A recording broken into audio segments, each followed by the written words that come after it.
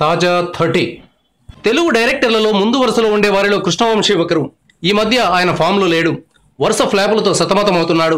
డైరెక్టర్గా గులాబీ సినిమాతో ప్రేక్షకుల ముందుకొచ్చిన కృష్ణవంశీ అసలు పేరు పసుపులేటి వెంకట బంగారరాజు. గులాబీ తర్వాత నిన్నే పెళ్లాడతా లాంటి బ్లాక్ బస్టర్ హిట్ ఆయనకు తగిలింది.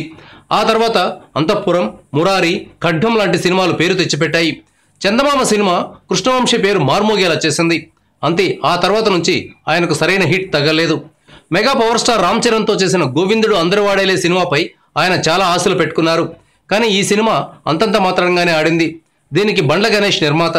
ఈ సినిమాకు కృష్ణవంశీ భారీగా ఖర్చు పెట్టించారు. ఆయన స్టైలే అంతా. స్క్రీన్ నిండాకు యాక్టర్లు ఉండాలనుకుంటారు. కథ సరిగ్గా కుదిరినప్పుడు ఎక్కువ మంది యాక్టర్లు ఉండడం ప్లస్ పాయింట్ అవుతుంది. కథ సరిగా లేకపోతే సినిమా ఖర్చు తడిసి మోపిడవుతుంది. ఏ స్థాయిలో ఓపెనింగ్స్ వచ్చినా సినిమా ఫ్లాప్గానే మిగులుతూ ఉంటుంది. బండ్ల గణేష్ గోవిందుడి అనుభవాలను దృష్టిలో పెట్టుకుని కృష్ణవంశీపై సీరియస్ కామెంట్లు చేశారు. కృష్ణవంశీ కథ మీద దృష్టి పెట్టడని, సెట్ మీదకు వచ్చాక ప్లానింగ్ చేసుకుంటాడని విమర్శించారు. ఇలాంటి దర్శకుడిని తాను ఇంతవరకు చూడలేదని బండ్ల చెప్పారు. మళ్లీ జీవితంలో కృష్ణవంశీతో కలిసి పనిచేసే ఛాన్సే లేదని తేల్చి చెప్పారు. Thank you viewers. ఈ వీడియో మీకు నచ్చితే లైక్ బటన్ టచ్ చేయండి. తాజా 30 ఛానల్కు సబ్స్క్రైబ్ చేయండి. మీ మిత్రులకు షేర్ చేయండి.